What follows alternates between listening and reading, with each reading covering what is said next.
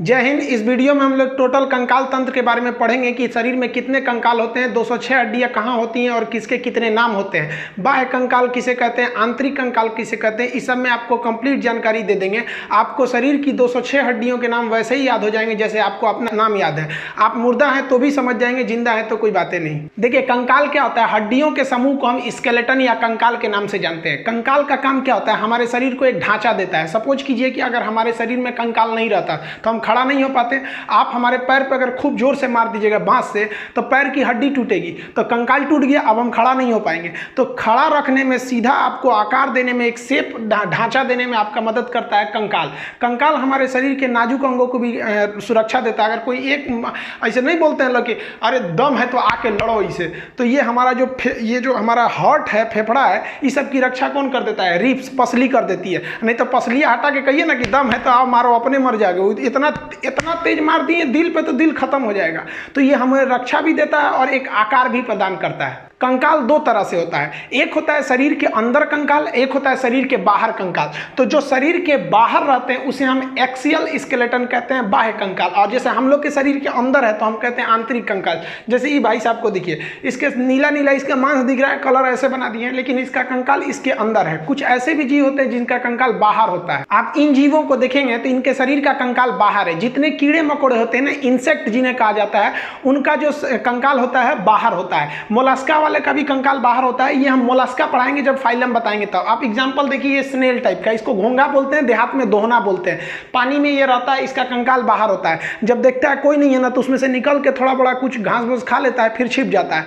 लोग इसको ना गठिया की बीमारी में इसकी दवा भी बनाई जाती है। आप इसको देखे होंगे।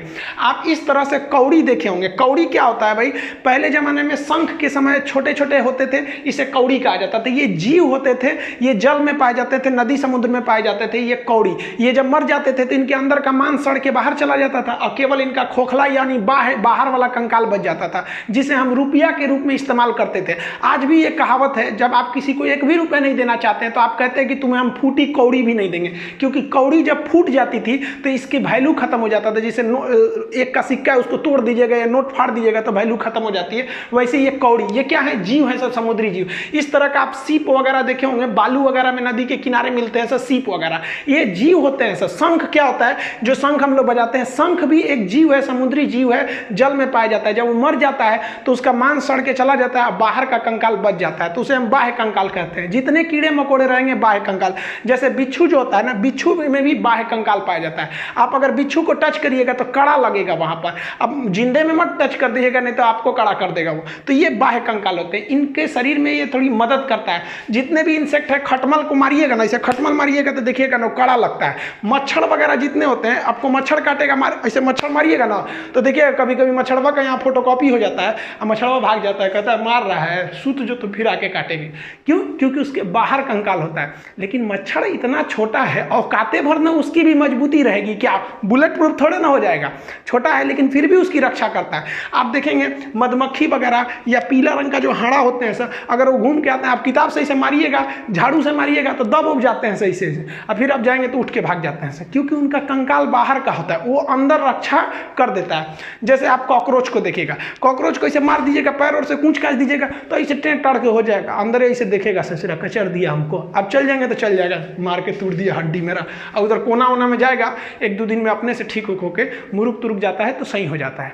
तो ये सब जो था, चींटी को भी देखिएगा, आप चींटी को मसलिएगा ना तो हल्का कड़ा लगेगा, आपको मांस टाइप का नहीं लिखेगा, थोड़ा थोड़ा कड़ा लगेगा। अब चींटी इतनी छोटी ही होती है कि वो कितना मजबूती दे सकती है, लेकिन अपने हिसाब से सुग्गा उगा को पकड़िएगा। ये सब क्या है, सब जितने जीव होते हैं सर, जो छोटे मोटे कीड़े होते हैं, इनकी रक्षा कैसे किया जाएगा। इन सबको पता है कि हमारी रक्षा कोई नहीं करने वाला है, ना हमारे को पहनने के लिए कपड़ा रहेगा ना कुछ, इसलिए ये लोग क्या है लोग भाई, तो ये बाह्य कंकाल वाले होते हैं, छोटे मोटे इंसेक्ट। इन लोगों को देखिएगा तो ये कौन से हैं भाई, ये तो आंतरिक कंकाल है, यानी इंडो स्केलेटन है। इनका जो कंकाल तंत्र है, स्केलेटन है, इनके शरीर के अंदर है। अब गाय, बत्तख, मुर्गा, मुर्गी, सुअर, ये जितने हैं सब इनके शरीर के अंदर कंकाल होता है। अब ऐसे थोड़ी ना देखेंगे कि शरीर के बाहर इनका कंकाल है, इनके बाहर केवल एक सींग आपको भले मिलेगा।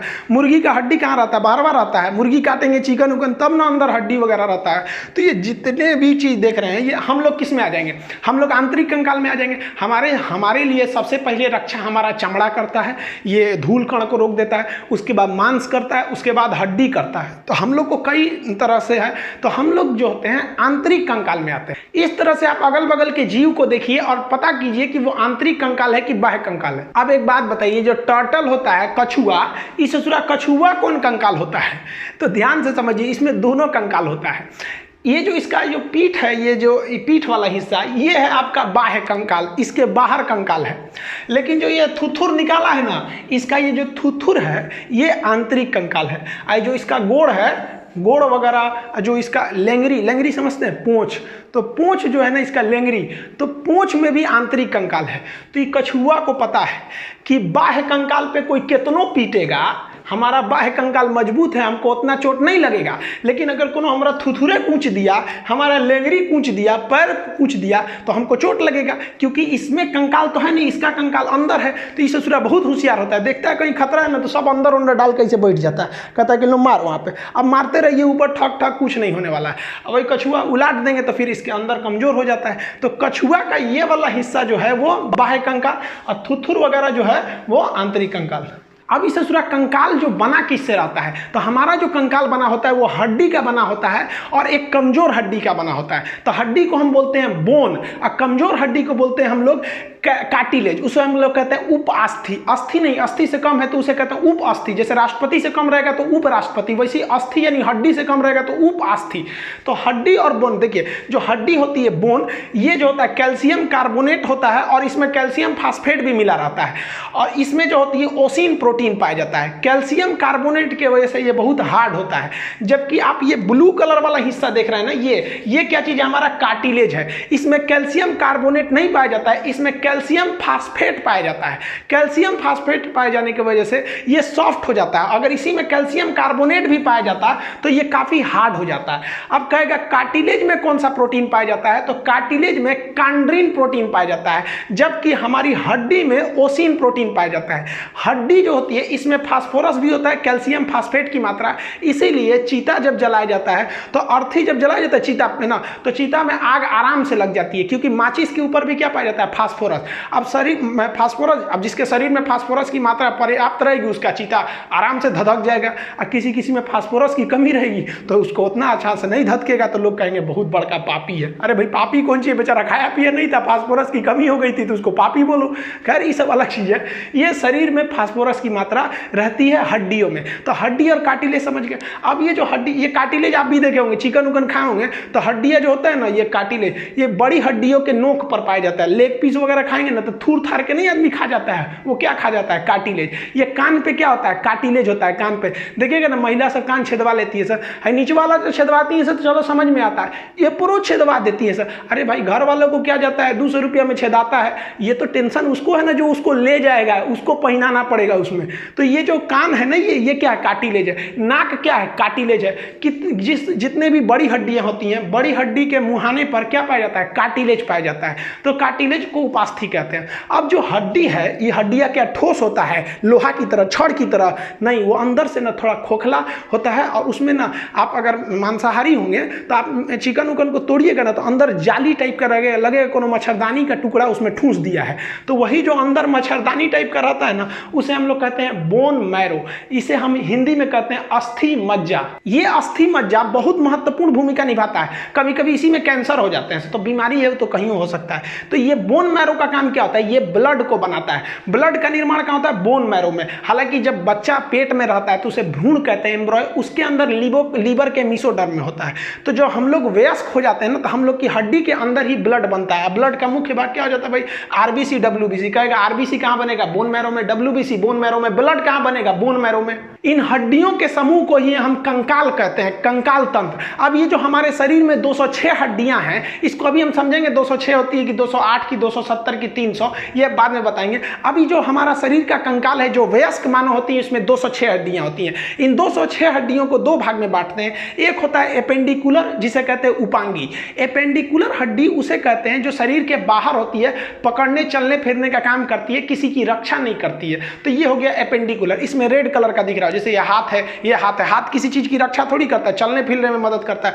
कंधा ये है, घूमने में मदद करता है। कमर इधर उधर घूमने में मदद करता है, पैर मदद करता है। तो जो घूमने चलने फिरने पकड़ने उकड़ने का काम करते हैं उन्हें हम कहते हैं एपेंडिकुलर उपांगी। इसकी संख्या 126 होती है, 206 में से 126 यही होता है।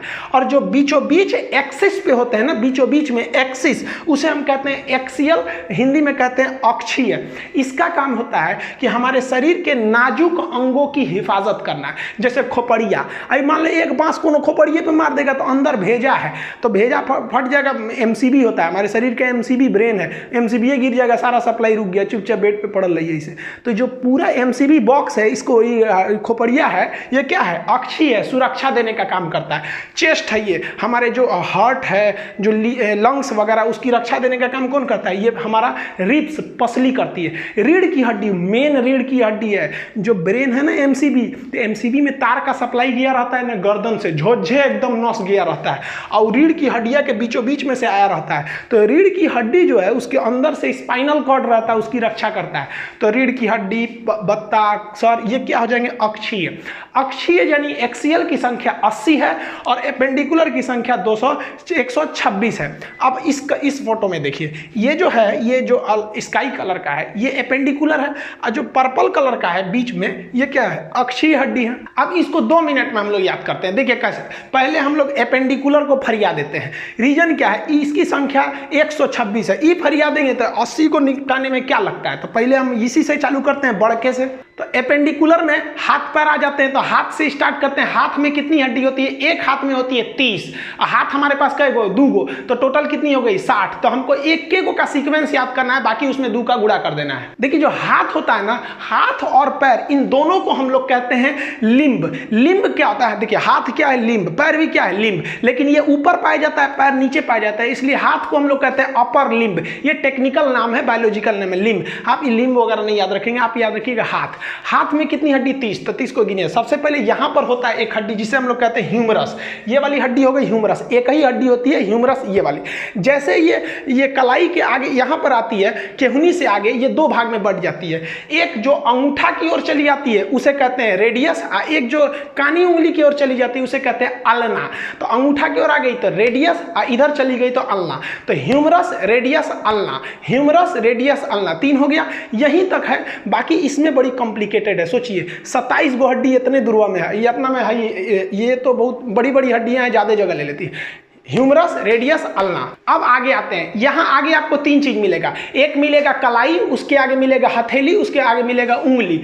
अब यहां देखते हैं, ये हो गया हमारा कलाई, क से कलाई, क से कार्पल। तो कलाई को क्या कहते हैं, कार्पल। इसमें 8 गो हड्डी होती है, छोटी छोटी। यहां देखिए, ये है आपका कलाई, इसमें छोटी छोटी कितनी हड्डियां होती हैं, 8। कलाई में हड्डियों की संख्या 8 हो गई है सब। अब देखिए, यहां से तो कलाई घूमने का काम करता है। अब हथेली, हथेली क्या होता है, उंगलियों का मेन मीटिंग पॉइंट जंक्शन होता है। तो 5 गो उंगली, तो हथेली में कई गो सप्लाई आया होगा, 5 हड्डियों का। तो हथेली को हम लोग कहते हैं मेटाकार्पल। देखिए, कार्पल मतलब हो गया कलाई, मेटा का मतलब होता है अगला भाग। तो कलाई का अगला भाग, अगला कलाई यानी मेटाकार्पल। मेटाकार्पल का मतलब कौन सी होगा, हथेली। तो हथेली किसकी सप्लाई देता है, उंगलियों की। तो हथेली में हड्डियों की संख्या 5, जबकि कलाई में कितनी हो जाती है, 8। तो कलाई में हड्डियों की संख्या 8, मेटाकार्पल यानी हथेली में 5। अब हो गई उंगली। उंगली को इंग्लिश में कहते हैं फिंगर। फिंगर से याद रखिएगा फ्लेंजिज। फिंगर से क्या याद रखेंगे, फ्लेंजिज। ये मिलता जुलता नाम है। उंगलियों में हड्डियों की संख्या होती है 14 हड्डी होती है। उंगली में कितनी हड्डी हुई, 14। बहुत ज्यादा संख्या में हो जाती है, क्योंकि देखिए एक उंगली 3 भाग में बढ़ जाता है, एक नाखून के पास से, एक उसके पास से, उसके पास से। तो 14 हड्डी हो जाती है टोटल उंगलियों में। अंगूठा में ना एक कम होता है। देखिएगा, अंगूठा का निचला भाग सीधे हथेली से जुड़ा रहता है। एक उंगली में कितनी हड्डी होती है, 3। अब आप कहेंगे 5 है, 1 2 3 3 5 15 होना चाहिए, तो 14 का है, तो अंगूठा में एगो कम रहता है। क्योंकि देखिए अंगूठा ना कलाई से जाके तुरंत सट गया है, निकलते हो गया, जबकि बाकी सब 3 फोल्ड होते हैं सब। तो यहां देखिए, ये वाला जो पोर्शन है ये उंगलियों का है। इसमें ये नाखून वाला हो जाएगा, ये नाखून वाला पोर्शन, ये एक पोर्शन, ये 2 पोर्शन। ये उंगलियों में हड्डियों की संख्या हो गई 14। अब याद कैसे रखिएगा, चेहरे में भी हड्डियों की जो संख्या होती है वो 14 होती है। अब कहा जाता है ना कि 14 ही का चांद बड़ा सुंदर होता है। चाम 14 तारीख को बहुत निकल जाता है। तो चेहरे में ये जो 14 है, अगर इसी पे हमारे उंगलियों को मिलाकर मुक्का बना के 14 पे देंगे ना, तो ये वाला 14 बिगड़ जाएगा। तो याद रखिएगा, चेहरा को बिगाड़ने के लिए यानी 14 ही के चांद को बिगाड़ने के लिए कितनी उंगली चाहिए भाई? ये 14 मुक्का बना लीजिए, 14 उंगली हो जाएगा। तो उंगलियों में हड्डियों की संख्या 14। तो ध्यान से समझिए, ये कौन सा हो गया? Humerus, radius, ulna. कलाई को कार्पल, अगला भाग मेटाकार्पल, मेटाकार्पल में 5, और फ्लेंजिज उंगलियों में कितनी हो जाएगी? 14, कलाई में 8। अब यहाँ आप देखिए, ये वाला पोर्शन क्या चीज है? तो ये तो कार्पल है यानी कलाई है। उसके आगे ये वाला पोर्शन क्या है? मेटाकार्पल है। मेटाकार्पल मतलब क्या हो जाएगा? हथेली। और उसके आगे उंगलियां हैं। उंगलियों में कितनी होती है? 14 हड्डी। एक उंगली में 3, अंगूठा में 1 कम होता है हड्डी। तो टोटल हाथ में कितनी हो गई? इस तरह से आप देखेंगे तो इस हाथ में कितना हो गया? 30। तो इस हाथ में भी कितना हो जाएगा? 30। तो 30 कितना हो गया? 60 हड्डी तो ऐसे ही फरिया गया। वीडियो को पॉज करिएगा और अपने से इसको 5 बार बोलिएगा। Humerus, radius, ulna, carpal, metacarpal, phalanges. Humerus, radius, ulna, carpal, metacarpal, phalanges. कितनी संख्या में है? तो humerus 1, radius 1, ulna 1, carpal 8, metacarpal 5, phalanges 14, हो गया 30, 2 का गुणा 60। हाथ के बाद अब पैर की हड्डियों को देखते हैं। सेम सीक्वेंस पैर में भी होता है। जिस तरह से हाथ को हम अपर लिंग बोले थे क्योंकि वो ऊपर के भाग में है, उसी तरह हम पैर को लोअर लिम्ब बोलते हैं। पैर में भी 30 हड्डियां, एक पैर में 2 पैर है तो 2 से गुणा कर लीजिएगा, 60 हो जाएगा। अब सेम सीक्वेंस इसमें भी है। हाथ में यहाँ पे क्या था? ह्यूमरस था, तो यहाँ पे क्या हो जाएगा? फीमर। जांग की हड्डी को हम फीमर कहते हैं। याद रखिएगा, एक बार बीपीएससी में पूछा था कि उरु अस्थि कहाँ पाई जाती है? पगला गया तुम भाई, फीमर को हिंदी में ना उरु बोलते हैं। ये हड्डी खोखली होती है, जबकि जो उड़ने वाले पक्षी होते हैं उनकी सभी हड्डियां खोखली होती हैं ताकि वेट को हल्का करने के लिए। ये शरीर की ऐसी हड्डी है जो खोखली होती है। ये सबसे लंबी हड्डी है, ये बच्चा भी जानता है, इसको क्लास 6 में पढ़ा दिया जाता है, सबसे लंबी हड्डी है। तो ये हो गई आपकी फीमर, सबसे लॉन्गेस्ट एंड सबसे लार्जेस्ट हड्डी है। ये खोखली होती है, ये इसे फीमर कहते हैं। लेकिन यहाँ पैर में एक चीज आप ध्यान से समझिएगा, जैसे फीमर से नीचे आएंगे ठेहुना के पास, ठेहुना को क्या बोलते हैं? नी बोलते हैं। और वही जो उसको वहां पर आपको एक हड्डी मिलेगा पटेला नाम का। घुटना के पास आप देखिएगा वो कटोरा ऐसा घूमते रहता है, उसको हम लोग क्या कहते हैं? पटेला। पटेला जो हड्डी होता है, कई लोग बोलते हैं ना कि किसका दिमाग जो होता है, देहात में बोलते हैं लोग कि महिलाओं का दिमाग ठेहुना में होता है। गलत बात है, ऐसा नहीं होता है। वो सब भी होशियार होती हैं, चांद पे पहुंच गई सब। तो ये जो होता है, ये जो पटेला होता है, वो यहाँ पर अगर आप देखेंगे तो केहुनी में कोई भी एक अलग से हड्डी नहीं थी, सीधे ह्यूमरस आया था, रेडियस अल्ना 2 भाग में बट गया था। लेकिन पैर में फीमर आएगा और 2 भाग में नहीं बटेगा। पहले वहाँ पर एक घुटना के पास हड्डी आएगी जिसे हम लोग कहते हैं पटेला। ये क्या करता है? पटेला पैर को आगे नहीं आने देता, पीछे ही घुमा सकते हैं। आप पैर को आगे ले आ सकते हैं, नहीं ला सकते हैं। तो ये हो गया आपका पटेला। ये सिस्मॉइड बोन का बना होता है, ये कैटेगरी ऑफ बोन में आप पढ़ेंगे इसको। तो ये पटेला हो गया। अब इसके बाद सारा सीक्वेंस सेम है। तो पटेला के बाद 2 भाग में, एक होता है टिबिया, एक होता है फिबुला। ये वाला जो बड़ा हड्डी देख रहे हैं ये टिबिया है, और उसके सपोर्ट में जो फिबुला देख रहे हैं उसके बगल में है, ये सपोर्टिव हड्डी होती है। टिबिया को सबसे चमकीली हड्डी कहते हैं, फिबुला उसके सपोर्ट में होती है। पैर की हड्डी अगर कोई कह देगा तो मेन हड्डी कौन सी है? टिबिया, ये चमकीली हड्डी होती है। और जांग की हड्डी फीमर हो गई। ये कई बार पूछा हुआ है, टिबिया को याद रखिएगा। तो सामने वाला कौन सा हो गया भाई साहब? टिबिया, और इसके बगल वाला क्या हो गया? फिबुला। अब हाथ में कलाई था तो यहाँ टखना होगा, तो अब नीचे चलते हैं पैर वाले भाग में। तो इसको इस इमेज में समझते हैं। यहाँ पर आपको देखेंगे ये हो गया आपका टार्सल। हाथ की कलाई को हम कार्पल कहते हैं, तो इसको हम क्या कहेंगे? टार्सल कहेंगे। टार्सल वो जो एड़ी वाला भाग हो जाता है, एड़ी के ऊपर वाला टार्सल। अब आप बताइए, टार्सल के आगे पैर का पंजा हो जाएगा, उसमें तो हथेली नहीं रहेगी, तो उसके टार्सल के अगला भाग क्या कहलाएगा? मेटाटार्सल। मेटाटार्सल। तो ये वाला हरा वाला पोर्शन देख रहे हैं, ये कौन सा हो जाएगा? मेटाटार्सल। ये पैर का पंजा होता है, और पंजा के आगे क्या मिलेगा? उंगली। तो उंगली को क्या कहेंगे? फिंगर से फ्लेंजिज। देखिए हाथ में था कार्पल, मेटाकार्पल, फ्लेंजिज। सेम पैर में भी है टार्सल, मेटाटार्सल, फ्लेंजिज। अब चलते हैं इसमें हड्डियों को गिन लेते हैं। तो देखिए, एक हो गया फीमर, और फीमर के आगे एक हो गया पटेला, उसके बाद एक टिबिया, एक फिबुला। याद रखिएगा, जो टार्सल था, टार्सल हाथ की कलाई यानी कार्पल में 8 था, लेकिन पैर के टार्सल में 7 ही रहेगा, क्योंकि एक एक्स्ट्रा हड्डी पटेला के रूप में यहाँ हो गई है। तभी ना भाई मैनेज करेंगे ताकि 30 हड्डी रहे। तो पैर के टार्सल में कितनी हड्डियां हो जाती हैं? 7 हड्डी। यहाँ लिखा हुआ है 7 हड्डी। अब बाकी सब सेम रहेगा। मेटा टार्सल में 5, क्योंकि वो उंगलियों से सप्लाई जुड़ा रहता है। उसके बाद फ्लेंजेज में 14। पैर की उंगलियों को हम क्या कहते हैं? टो बोलते हैं। तो आप पैर की हड्डियां बोलिए। देखिए पहला क्या हो गया? फीमर। फीमर की संख्या 1। फीमर के बाद पटेला, घुटना के पास क्या हो जाता है? पटेला। उसके बाद से बड़ी हड्डी टिबिया, छोटी वाली फिबुला।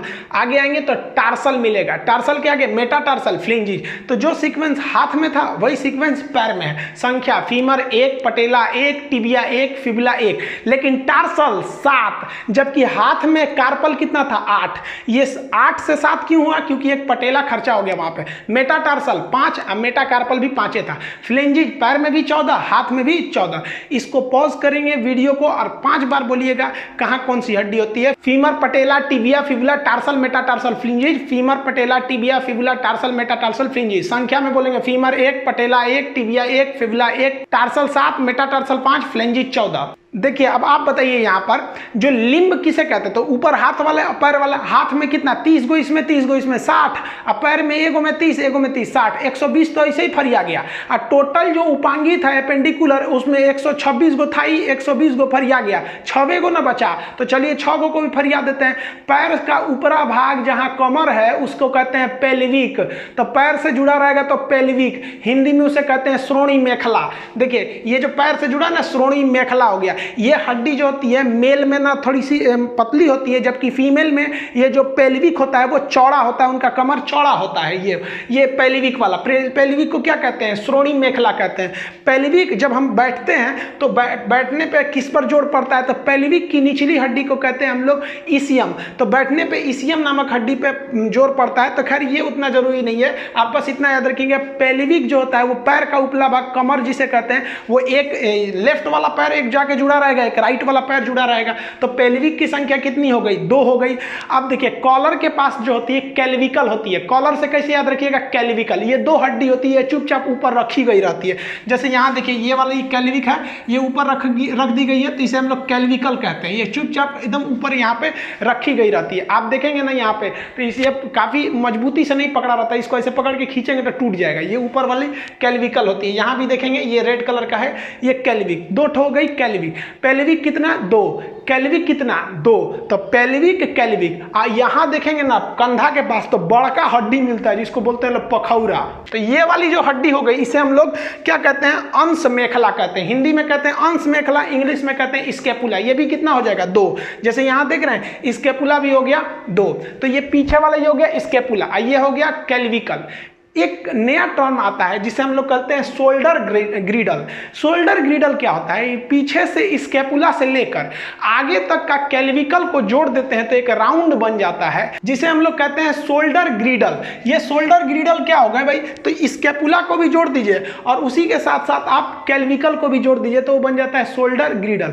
जबकि अगर आप केवल इसको कैल्विकल को देखेंगे तो इसे घसुली भी बोलते हैं। पहले चांदी का एक ठो आता था, इसे गहना टाइप का घसुली पहना जाता था गर्दन में। तो देखिए कमर के पास जो हो गया, पैर के पास वो हो गया पेल्विक, कॉलर के पास कैल्विक, ये हो गया स्केपुला। तो पेल्विक, कैल्विक, स्केपुला। तो देखिए 2 यहाँ 2 यहाँ 4 और 2 6 ही घट रहा था ना। टोटल एपेंडिकुलर में 126 थे जिसमें 120 बता दिए थे। अब टोटल देखते हैं हम लोग हड्डी। जैसे यहाँ ध्यान दीजिए एपेंडिकुलर में टोटल कितनी थी? 126 थी। अब इसमें लिम्ब क्या था भाई? तो ये ऊपर वाला पूरा हाथ पैर दोनों मिला देंगे तो लिम्ब हो गया। ये अपर लिम्ब, लोअर लिम्ब। तो हाथ में कितना? 30, 60, एक पैर में 30, 90, दूसरे पैर में 30, कितना हो गया? 120।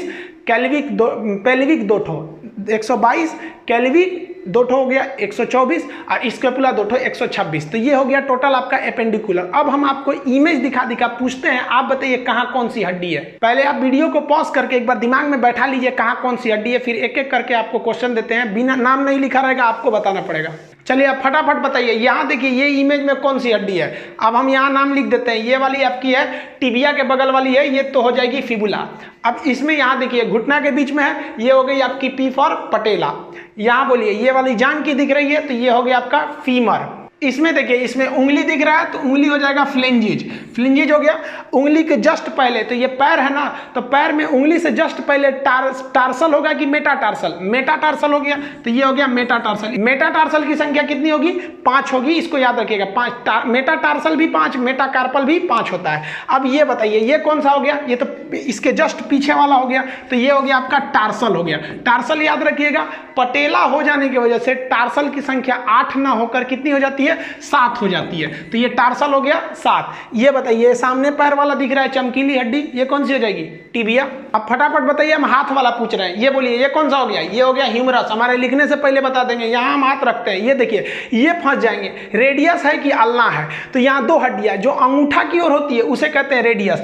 देखिए ये भाई साहब का अंगूठा यहाँ पर है और हड्डी भी इसी साइड में है, तो अंगूठा वाले साइड में जो हड्डी होती है उसे क्या कहते हैं? रेडियस। अब यही देख लेंगे ये कौन सा हो जाएगा? ये वाला हो जाएगा, ये तो हो गया हमारा रेडियस, और ये हो जाएगा अल्ना। देखिए अंगूठा इस साइड है और हड्डी इस साइड ना होकर इस साइड है, ये हमारा अल्ना हो गया। अब इसको बताइए, ये तो कंधा वाला है, ये पखौरा, इसे क्या कहते हैं? स्केपुला हो गया ये वाला हड्डी। इसको बताइए ये कहाँ पाया जाएगा? ये कमर पे पाया जाएगा, पैर के पास ऊपर, तो ये हो गया आपका पेल्विक। यहाँ देखिए ये सामने है, ये कॉलर के पास, ये हो गया हमारा कैल्विकल हो गया, जो यहाँ पर कॉलर के पास हो गया कैल्विकल बोन। अब थोड़ा सा हम लोग पंजा के पास चलते हैं, यहाँ जरा ध्यान से देखिए, ये कलाई के पास है, तो इसे क्या कहेंगे? कार्पल कहेंगे।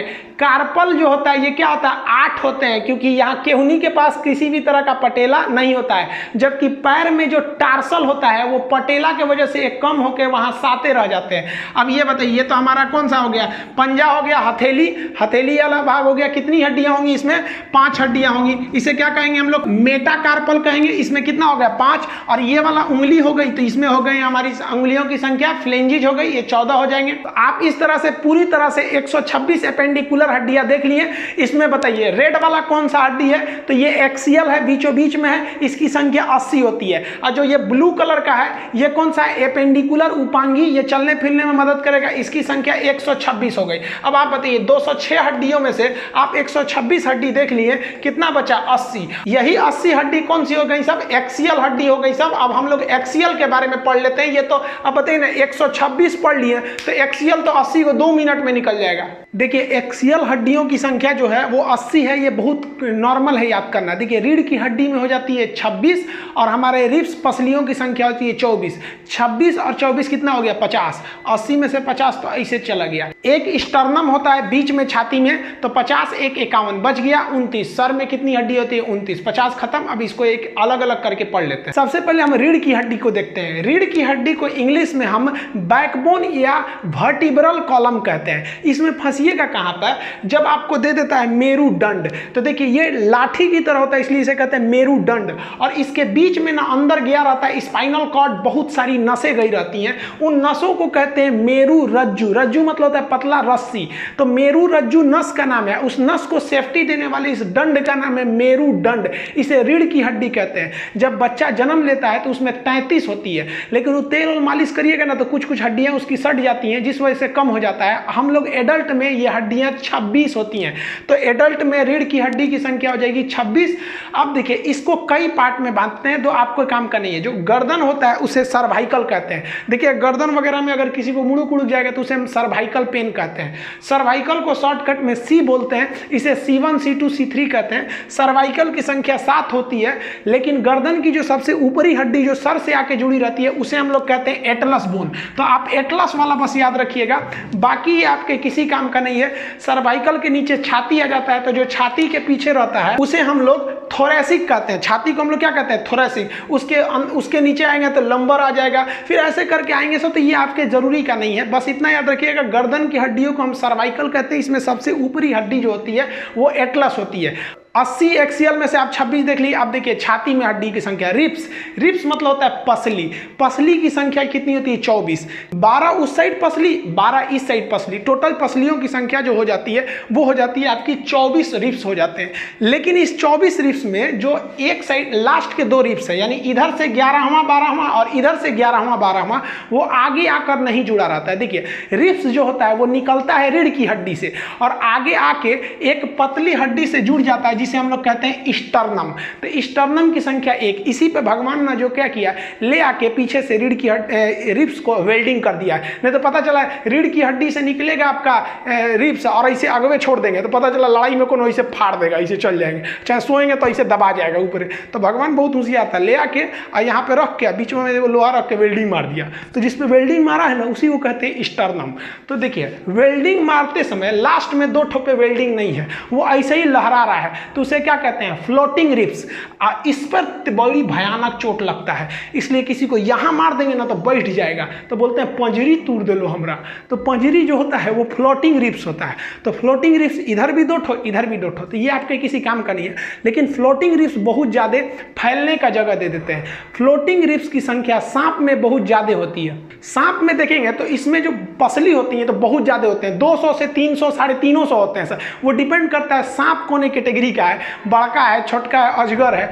और उसकी देखिएगा ये रीढ़ की हड्डी है सांप में, और रीढ़ की हड्डी से इसके रिब्स यानी पसली निकले हैं, लेकिन कहीं जाके ज्वाइंट नहीं है, ये फ्लोट कर रहे हैं। तो ये काफ़ी ज़्यादा मात्रा में फैल जाते हैं, और फैल जाने की वजह से अजगर वगैरह जो सांप होते हैं बड़े बड़े जीवों को मुंह में घोंट कर पूरी तरह से निगल जाते हैं, क्योंकि फ्लोटिंग होने की वजह से इनका एरिया फिक्स नहीं होता। और हम लोग में क्या है, छाती का एरिया फिक्स है, आगे से स्टर्नम से जुड़ा है, पीछे से बैकबोन से जुड़ा है। और सांप में क्या है, बस पीछे से जुड़ा, आगे से जुड़ा नहीं। तो ये फैल जाता है और बड़े मात्रा में एक बड़े आदमी को घोंट जाते हैं अजगर सांप, बड़े बड़े आदमी को। तो रिब्स कितनी हो गए भाई साहब, 24। अब ऐसा मत बोलिएगा कि 12 एक और 12 एक और, दोनों ओर का मिला के बोला जाता है रिब्स को।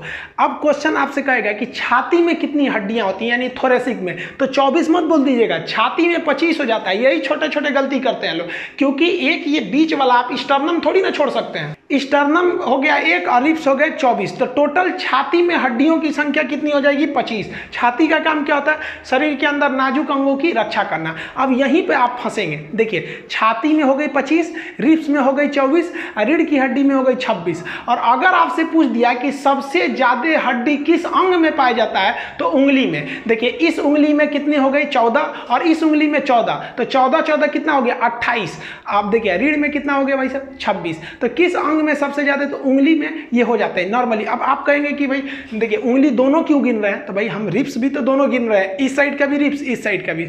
पैर की उंगली अलग होती है, वो टो में चला आएगा।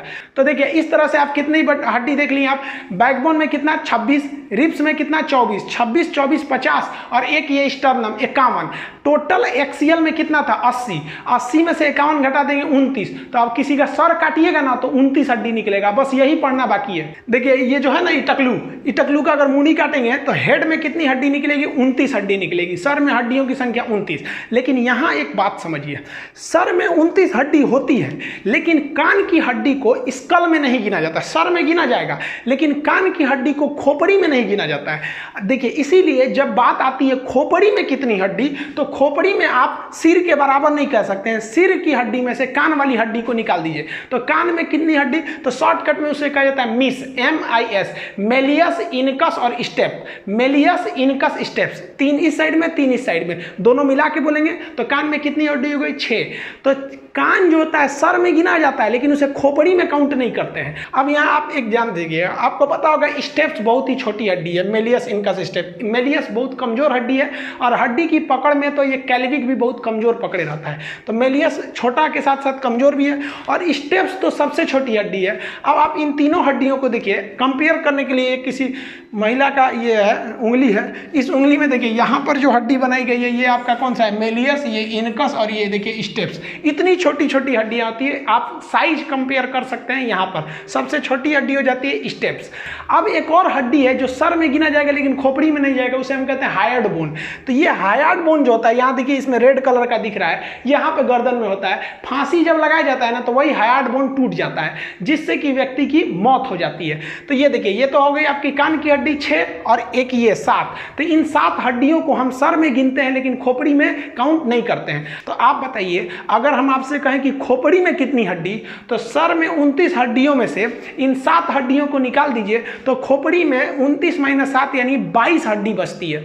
यहां देखिए, अब ये हो गया खोपड़ी। खोपड़ी को इंग्लिश में कहते हैं स्कल। स्कल में कितनी हड्डी, 22, लेकिन पूरा मुड़िए में कितना हड्डी हो जाएगा, 29 हड्डी हो जाएगा। कान और हाइट को हटा देंगे तो बच जाता है खोपड़ी। अब इस खोपड़ी में भी ना 2 हिस्सा, एगो ऊपर वाला खोपड़िया, एगो थुथुर हम लोग का आगे वाला, तो इन्हीं को देखते हैं। तो ये 22 कहां से आता है, तो देखिए इसमें से 14 को तो फेस में ही हो जाता है, चेहरा में। कैसे याद रखेंगे, 14 का चांद, चांद 14 तारीख को बहुत सुंदर होता है। तो चेहरा जो होता है ना, लड़का ना लड़की को बेवकूफ बनाने के लिए क्या बोलता है, 14 का चांद हो तुम। अरे वो चमगादड़ भी रहती है तो परी बोलता है। शुरू में जब डेमो देता है ना तो लड़की को बहुत मानता है, और उसके बाद से तो उनको है हट रे तुम। तो ये जो होता है सामने जो चेहरा में हड्डी होती है वो 14 होती है। ये 14 को नाम नहीं याद रखना है, आपको बस जबड़ा की हड्डी याद रखना है, जिसे हम लोग मैंडिबल कहते हैं। निचला जबड़ा यानी जॉ को मैंडिबल कहते हैं। ये बहुत ही मजबूत हड्डी है, सबसे मजबूत हड्डी मैंडिबल। लेकिन सबसे मजबूत अंग तो दांत का इनामेल, ये हड्डी नहीं है, ये हमारे शरीर का अंग है। और जबकि ये जबड़ा जो मैंडिबल होता है, ये मैंडिबल ये सबसे मजबूत होता है। तो चेहरा में कितनी हड्डी, 14। तो देखिए 22 में से 14 घटाएंगे कितना बचेगा, 8। अब ये 8 कहाँ गया, तो खोपड़िया में, इसमें क्रेनियम में। क्रेनियम में कितनी हड्डी हो जाती है, 8 हड्डी। क्रेनियम को हम लोग हिंदी में बोलते हैं कपार, देहात में बोलते हैं ना कपार फोड़ दे लो। क्रेनियम में कितनी हड्डी हो गई, 8, यानी कपार में ये जिसमें बाल फला है हम लोग का, इसे क्या कहते हैं, क्रेनियम कहते हैं। तो इसमें हो गई 8 और चेहरा में हो गया 14। तो 14 8 कितना हो गया, 22। तो खोपड़ी में टोटल हड्डी कितनी हो गई, 22। इस तरह से आप कंप्लीट हड्डी देख लिए। अब ये जो खोपड़ी है, इसके इधर ना एगो खोखला जगह होता है, खाली जगह, उसे हम लोग कहते हैं फोरामेन मैग्नम। क्योंकि जितना नीचे से तार और की सप्लाई आया है, ये जो हमारा खोपड़ी है जो सर MCB, इसमें सप्लाई कहाँ से जाएगा, तो नीचे से नहीं जाएगा, तो नीचे छेद होना चाहिए कि नहीं। तो इस छेद को हम बोलते हैं फोरामेन मैग्नम कहते हैं। अब आप बताइए कि जो एक्सियल हड्डी थी उसकी कितनी संख्या थी, 80 तो चुटकी में निकाल देंगे। 26 आपका बैकबोन, 24 रिब्स, 26 24 50, और 1 स्टर्नम 51, बचा 29। तो सर में हड्डियों की संख्या 29। सर में से 6 हड्डी कान की और 1 हड्डी हाइट, इसको हटा देंगे तो सर में से 7 हड्डी को निकाल देते हैं, बचता है हमारी खोपड़ी यानी स्कल। तो स्कल में कितनी हड्डी हो गई, 22। 22 में से 14 तो चेहरे में हो गया और 8 गो कपार में हो गया, यानी कपाल। उसी को कपाल बोलिए, चाहे हम लोग देहात में बिहार में लोग उसको कपार बोलते हैं। टोटल जोड़िए, humerus, radius, ulna, carpal, metacarpal, phalanges. पैर में जोड़िए आपका femur, patella, tibia, fibula, tarsal, metatarsal, phalanges. कमर में पेल्विक, कैल्विक, स्कैपुला हो गया। 126 आपका ये इस एपेंडिकुलर। अब एक्सियल जोड़ लीजिए आपका backbone, ribs, sternum, hide bone, year का, फेस और क्रेनियम। टोटल खत्म हो गए। अब हड्डी के बारे में आपको बाकी सब चीज देखिए। जब बच्चा जन्म लेता है तो उसमें 300 भी हड्डी हो सकती है या 270 भी हड्डी हो सकते हैं।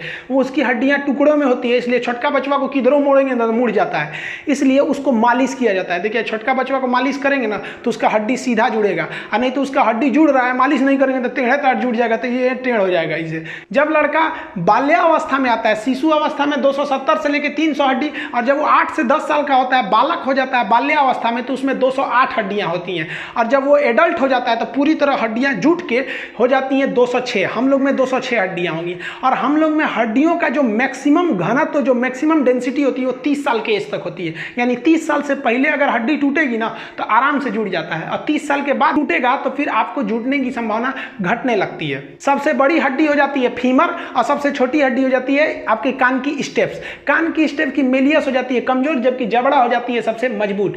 टिबिया हो जाती है आपकी चमकीली हड्डी, और टिबिया के ऊपर जो फीमर होता है वो हो जाती है आपकी खोखली हड्डी। इस तरह से आप हड्डी समझ गए। और हड्डी के अलावा हड्डियों की ज्वाइंट होती है, साइनोवियल ज्वाइंट होते हैं। जिस तरह से आप देखेंगे केहूनी एक ही ओर घूमता है, गर्दन पूरा नहीं घूमता है, लेकिन एक और इतना घूम जाता है, एक और इतना घूम जाता है, हाथ ऐसे पूरे घूम जाते हैं। कुछ हड्डी जैसे खोपड़ी की हड्डी घूमबे नहीं करती है। तो ज्वाइंट्स भी कई टाइप के होते हैं। ये तो एकदम छोटा सा टॉपिक है, इसको नेक्स्ट किसी वीडियो में ज्वाइंट समझा देंगे। बाकी आपका 15 अगस्त से पहले ऐप आ जाएगा, ऐप पर आपको एकदम डिटेल से पढ़ा देंगे, एकदम क्लास की तरह एकदम याद कराते कराते। ऐप पर जो फी रहेगी वो एकदम मिनिमम फी रहेगी, और एकदम लो लेवल से एकदम हाई लेवल तक बताया जाएगा। आपको समझ में आएगा कि नहीं आएगा ये आप मेरी गारंटी छोड़ दीजिए, आपको समझ में कैसे नहीं आएगा, एकदम गारंटी समझ में आएगा। इसको नेक्स्ट वीडियो में हम लोग बोन वगैरह जॉइंट के बारे में समझेंगे। तब तक के लिए जय हिंद।